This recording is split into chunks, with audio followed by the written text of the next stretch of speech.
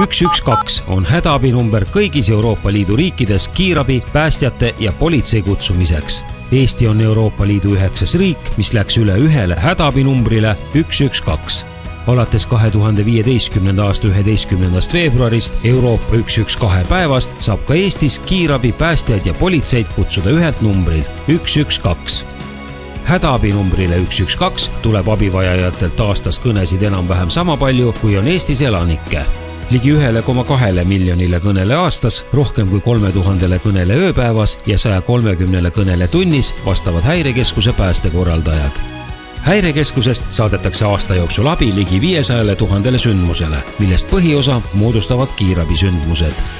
Enne 2015. aastat oli Eestis kasutusel 2 hädaabinumbrit, 110 politsei kutsumiseks ning 112 kiirabi ja päästjate kutsumiseks.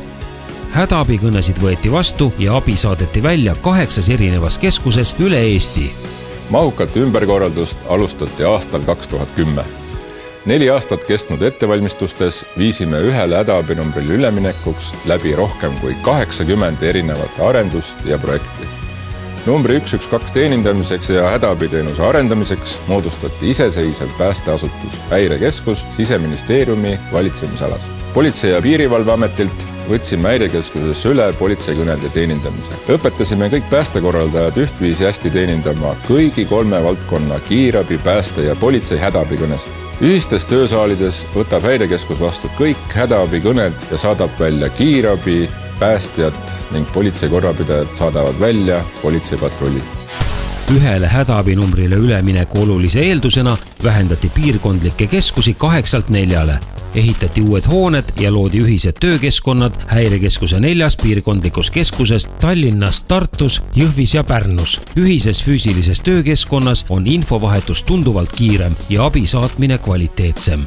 Numbrile 112 on rakendatud kõnede ülevoolusüsteem. Seetõttu vastab Häirekeskus kõigile kõnedele üldjuhul kuni 10 sekundiga, sest kõne võtab vastu esimene vaba päästekorraldaja ükskõik millises Häirekeskuse piirkondlikus keskuses. Häirekeskus, tere, mis juhtus?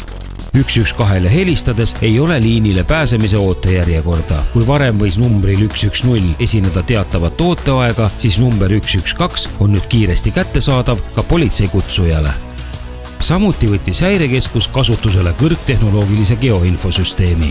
112-le helistaja positsioneeritakse digikaardil ning määratakse abivajaja asukoht. Digikaart näitab kõige kiiremini kohale jõudvad abiosutajad ja kiireima teekonna sündmuskohale. Kogu sündmuse info edastatakse elektrooniliselt sündmuskohale sõitvate operatiivteenistuste autodes olevale digikaardile. Kiire digikaardipõhine infovahetus kiirendab abi kohale jõudmist. Ühest hädaabinumbrist teavitamiseks viis Häirekeskus läbi kampaania, milles osalesid muu hulgas ka Häirekeskuse enda staažikad päästekorraldajad. Tere, olen Anne ja töötan Häirekeskuses päästekorraldajana. Olen esimene, kes hädas olijat aitab. Juba aastaga saavutati tulemus, kus 82% Eesti elanikest teab, et 112-lt saab lisaks kiirabile ja päästjatele kutsuda ka politseid. Ümberkorraldused on taganud töökvaliteedi, mida tunnetavad ka 112-le helistajad. Novembris 2015 Eesti elanike seas läbi viidud rahulolu-uuring näitab, et ühele numbrile üleminek on elanike rahulolu hädaabiteadete menetlemisega suurendanud. Meie pere sattus autoavariisse, minu tütar sai raskelt vigastada. Helistasin kohe hädaabinumbrile 112 ja kiiresti tulid kohale kiirabi, päästjad ja politsei. Varem oleksin pidanud mõtlema, millist abi millisel numbril kutsuda ning tegema mitu kõnet. Nüüd sain abi kutsuda ühelt numbrilt lihtsalt ja kiiresti. See hoidis kokku väärtuslikke sekundeid ja minu tütre elu päästeti. Ühele hädaabinumbril üleminek on Eesti siseturvalise valdkonna viimase aja üks suuremaid ümberkorraldusi. See, et elu- ja varapäästev hädaabiteenus on ühelt numbrilt lihtsalt ja kiiresti kättesaadav, aitab säästa ja seeläbi ka päästa inimelusid. Loomulikult suureneb ka riigi turvalisus.